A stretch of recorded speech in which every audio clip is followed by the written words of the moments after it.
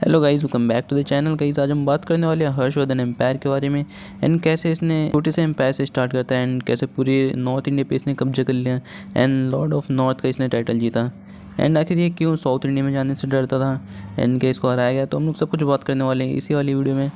तो चलिए स्टार्ट करते हैं। तो मैं हमेशा की तरह अपने नोट से पढ़ाने वाला हूँ, ठीक है गाइस।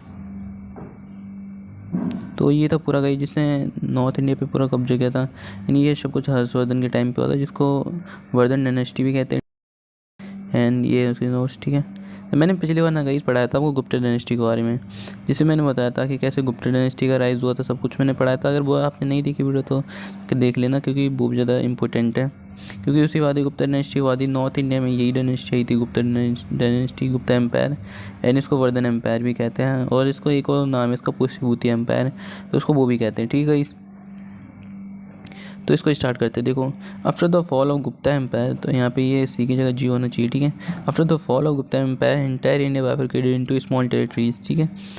गुप्ता एम्पायर के बाद क्या हुआ था, कोई भी टेरिटरी नहीं थी, मतलब कोई भी राज्य इतना बड़ा नहीं था, तो स्मॉल स्मॉल टेरिटरी में बाइफरकेट होगा। तो उसी में से एक था ये थानेश्वर जगह, थानेश्वर जगह था जो कि क्या था, प्रभाकर वर्धन इसका राजा था एंड प्रभाकर वर्धन का बेटा ही था हर्षवर्धन, जो कि बाद में काफ़ी बड़ा एक राजा बनता है। तो हम लोग आगे बात करने वाले हैं इसके बारे में, ठीक है। एंड इसी एम्पायर के टाइम पे ना क्या था, Prayag assembly and Kannauj assembly, जो कि पूरे इंडिया में फेमस हुई थी उस टाइम पे, यही आई थी, ठीक है। एंड लॉर्ड ऑफ नॉर्थ का टाइटल जीत लिया था इनने, ठीक है। तो इसकी मतलब थोड़ी सी मैंने पहले चीज़ें बता दी। सो मतलब इसकी हिस्ट्री भी हम लोग पढ़ने वाले हैं, ठीक है। यहाँ पे ये प्रयाग असेंबली है एंड ये कन्नौज असेंबली है। तो मैं आपको पहले इसके बारे में बता देता हूँ, क्योंकि बाद में कन्फ्यूज़न होने वाली है, ठीक है। तो प्रयाग असेंबली में क्या होता है, ये हर्षवर्धन के टाइम पे आई थी, ठीक है। प्रयाग असेंबली में क्या होता है, ये मोक्ष के परिषद के नाम से भी जाना जाता है। उसमें क्या होता है, जितनी भी हर्षवर्धन की वेल्थ होती थी, ये क्या जाता है कि जितनी भी 5 साल में उसकी वेल्थ होती थी हर्षवर्धन की, वो क्या करता था, वो चैरिटीज़ को बांट देता था, और जितनी भी वहाँ पे लोग होते थे वहाँ पे बांट देता था, ठीक है, अपनी वेल्थ को। तो ये भी कहा जाता है कि इसका ये एक ही मतलब इसके डिक्लाइन का ये भी कारण था कि इसने अपनी वेल्थ बांट दी थी, ठीक है।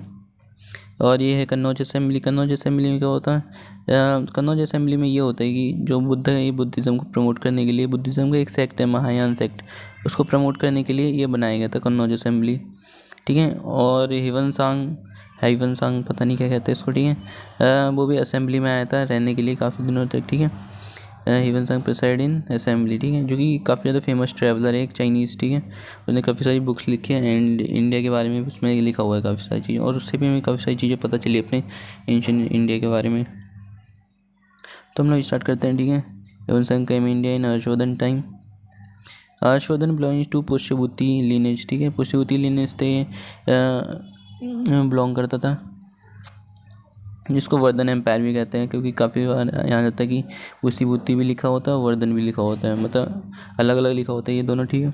तो कन्फ्यूज़न भी हो जाती है। जो हर्षवर्धन के पिताजी थे Prabhakar Vardhan, were the first king of Thaneshwar, मतलब थानेश्वर के राजा थे, जिसको फाउंडर भी थे प्रभाकर वर्धन, ठीक है। अगर क्वेश्चन में है कि वर्धन डायनेस्टी का फाउंडर कौन है, तो वो था प्रभाकर वर्धन, ठीक है। और जो मॉडर्न टाइम में देखा तो ये प्रभाकर वर्धन थानेश्वर की जगह था। थानेश्वर मतलब थानेश्वर कौन सी जगह था, हरियाणा की जगह था, ठीक है, अभी हरियाणा है, ठीक है। ऑल्सो सेविंग डायनेस्टी, उसका पिताजी क्या करता था, डायनेस्टी को सेव करता था, जितनी भी अदर डायनेस्टी थी, क्योंकि वो भी काफ़ी छोटी डायनेस्टी थी। थानेश्वर काफ़ी छोटी जगह थी उस टाइम पे भी, ठीक है। एंड उससे भी बड़े बड़े कुछ राजा भी थे एंड छोटे भी थे। तो मतलब क्या हुआ था, गुप्ता डायनेस्टी बाइफरकेट हुई थी ना, तो उसमें काफ़ी सारे इंडिपेंडेंट हो गए थे डायनेस्टीज़ काफ़ी सारी, ठीक है। प्रभाकर वर्धन डैड इन मतलब मर गया था 605 ईडी में। प्रभाकर में वाइफ यशोमती, प्रभाकर वर्धन की वाइफ थी यशोमती, उसने क्या ले लिया था बाद में, सती ले लिया था, ठीक है। सो देखो, ये है मेरे नोट्स, जो कि मैं हमेशा पढ़ाता हूँ इन्हीं नोट्स से, यानी काफ़ी ज़्यादा डिटेल। देखो हम लोग कहाँ पढ़, हाँ हम लोगों ने यहाँ तक पढ़ लिया था। After the death of Prabhakar Vardhan, death of Prabhakar Vardhan, Rajyavardhan आ गया था, और जो कि राजवर्धन उसका बेटा है, ठीक है, और हर्षवर्धन उसका भाई, ठीक है। Acceded the throne with the help of material uncle. Material uncle कौन, मामा था उसका, और जो चीफ मिनिस्टर भी क्या था, पुष्यभूति डायनेस्टी का यही था, ठीक है, उसका नाम भांडी था। अब थोड़ी इसकी ज्योग्राफिक मतलब आसपास के बारे में जान लेते हैं।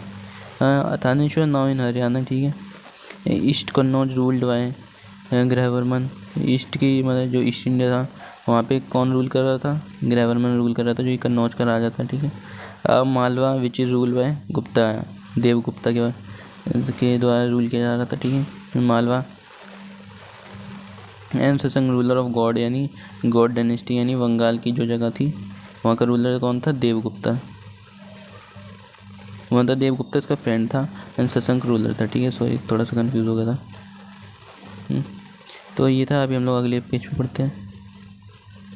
वैसे काफ़ी इजी है, लेकिन ये बिल्कुल नोट्स है ना, तो सब कुछ ही मैं बता दूँ। वैसे तो मतलब आपको पूरी कहानी समझ में आ जाने वाली है कि आखिर क्या चल रहा है आखिर इधर, ठीक है। आगे प्रभाकर वर्धन था, उसने मतलब प्रभाकर वर्धन जब जिंदा था उसने क्या किया था, जो अपनी बेटी की शादी थी वो ग्रहवर्मन के साथ कर दी थी, जो कि कन्नौज का राजा था।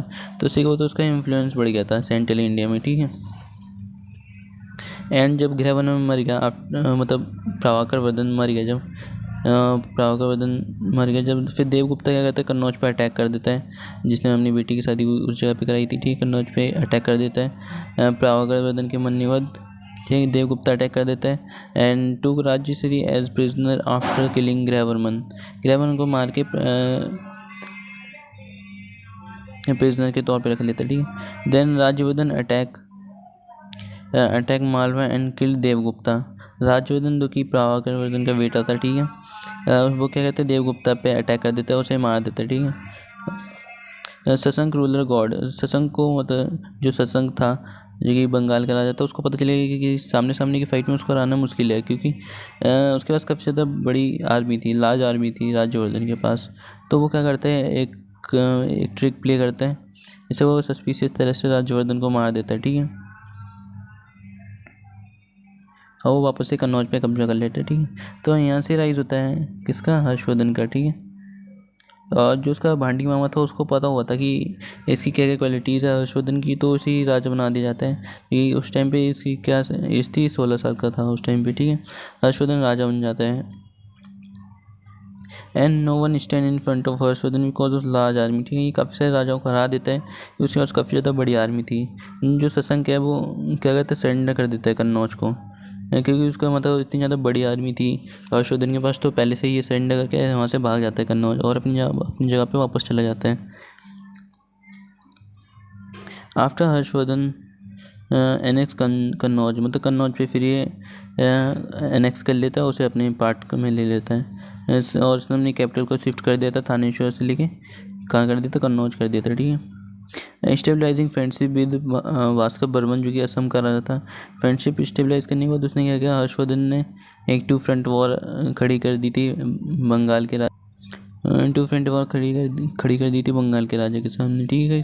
सत्संग क्या करता है कि वो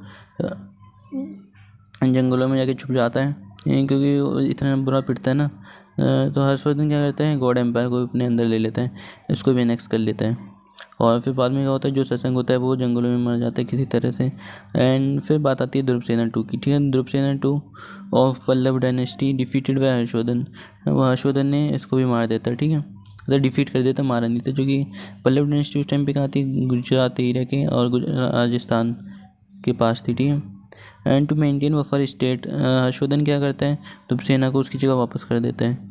और ये क्या करता है, इसकी क्वालिटीज़ को भी, ये चीज़ की क्वालिटीज़ को भी दिखाता है क्या हर्षवर्धन कैसा था। हर्षवर्धन बिकमिंग किंग, वो किंग होने गया था वेस्ट का, नॉर्थ का एंड ईस्ट हर जगह का वो किंग होने गया, मतलब नॉर्थ इंडिया में, ठीक है। और इसने टाइटल अडॉप्ट कर लिया था, मतलब अडॉप्ट नहीं, टाइटल इसको मिल गया था, द नॉर्ड ऑफ नॉर्थ।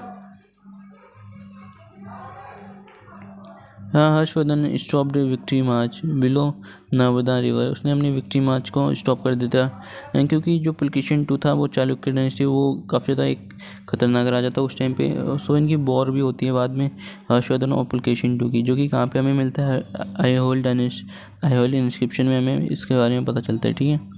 इनकी वॉर होती है हर्षवर्धन और पुलकेशिन 2 की। तो उसमें क्या होता है, हर्षवर्धन हार जाता है, तो फिर वो बाद में कोशिश भी नहीं करता है। सो ये ट्राई करते हैं कि उसको कॉन्सोलिडेट कर सके हर्षवर्धन, ठीक है, और अपना पूरा फोकस अपने नॉर्थ वाले एरिया में ही लगा देता है, ठीक है। Harshvardhan defeated by Pulakeshin 2 of Chalukya dynasty, और इस बैटल को बैटल ऑफ नर्मदा भी कहते हैं, क्योंकि ये नर्मदा नदी के पास हुई थी, ठीक है। Pulakeshin two mention Aihole inscription, और जो आयोल इंस्क्रिप्शन लिखा था उस टाइम पे वो लिखा हुआ था संस्कृत एंड कन्नड़ भाषा में लिखा हुआ था। और जो चालुक्य डायनेस्टी के मतलब जो पुलकेशिन टू थे उसी के कोर्ट पोएट के द्वारा लिखा गया था, ठीक है, रवि कृति, उसमें भी हमें इसके बारे में पता चलता है।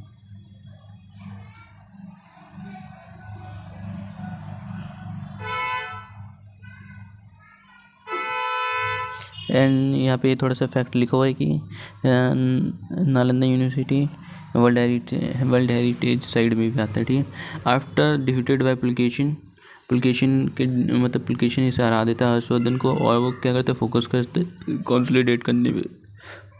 हर्षवर्धन क्या करता है फिर बाद में रूल करता है 40 साल तक। ऑल्सो हर्षवर्धन एम्पायर डिक्लाइन, फिर बाद में क्या होता है हर्षवर्धन का एम्पायर भी डिक्लाइन हो जाता है। तो उसमें इंपॉर्टेंट चीज़ क्या करने वाली है कि उसका फाउंडर वगैरह याद कर लेना, इसकी फाइट वगैरह एंड किसके द्वारा हारा गया था और काफ़ी सारी चीज़ें, एंड जो भी मैं बता रहा हूँ वो काफ़ी ज़्यादा इंपॉर्टेंट है उसकी सोशल लाइफ, ठीक है। वेदर टाइम का system become an imperial reality under the वर्णन सिस्टम के अंदर ये इम्पीरियल रियलिटी बन गया था। Dining and marriage in different caste was prohibited, untouchability काफ़ी ज़्यादा इंक्रीज़ हो गई थी। लेकिन जो हर्षवर्धन था वो क्या कहता काइंडनेस, उसने सभी को इंस्ट्रक्शंस दिए थे मतलब काइंडनेस के थ्रू एनिमल्स को काइंडनेस दिखाना है, उसमें बिल्कुल भी हार्म नहीं पहुंचाना। तो ये हर्षवर्धन की काफ़ी ज़्यादा अच्छी बात मतलब अच्छी बात थी। कन्नौज, प्रयाग एंड बनारस उस टाइम के बिग सिटीज़ में आता था। Hinduism, Buddhism and Jainism popular religion था उस टाइम का। जो मैनी बुद्धिस्ट स्तूपास थे वो हर्षवर्धन के टाइम पे बिल्ड हुए थे, ठीक है, गंगा नदी के पास।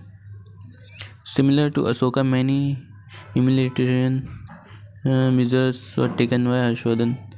बानवट, ये काफ़ी ज़्यादा इंपॉर्टेंट है। Banabhatta was the court poet of Harshavardhan वो ऑथर्ड, उसके द्वारा कौन सी बुक लिखी गई थी हर्षचरित, जो कि एक बार MTS और सिजिल में भी आया था, ठीक है। हर्षचरित और कादम्बरी किसके द्वारा लिखी गई है, ये बानवट के द्वारा लिखी गई है, ठीक है।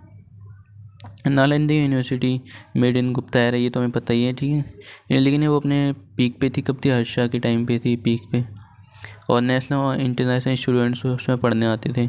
फॉर सम टाइम हिवन सांग also studied at Nalanda university, जो फेमस एक ट्रैवलर है चाइनीज़, वो इसमें भी पढ़ा था काफ़ी टाइम के लिए। Harshvardhan donated 100 village for maintenance of university. लेकिन बाद में क्या हुआ, जो बख्तियार खिलजी था उसने आग लगा दी थी नालंदा यूनिवर्सिटी में 1202 AD के टाइम पे, ठीक है। और ये भी कहा जाता है कि उसमें ना इतनी सारी बुक्स थी वो 3 महीने तक जलता रहा था। एंड बाद में बख्तियार खिलजी ने और भी ज़्यादा बुद्धिस्ट को भी मारा था काफ़ी सारा, और ये बुद्धिज़्म का काफ़ी ज़्यादा लॉस था। तो हम लोग ये पढ़ने वाले मेडिवल हिस्ट्री में। तो अभी के लिए तो नहीं था, मिलते हैं अगली वीडियो में, अभी के लिए बाय बाय।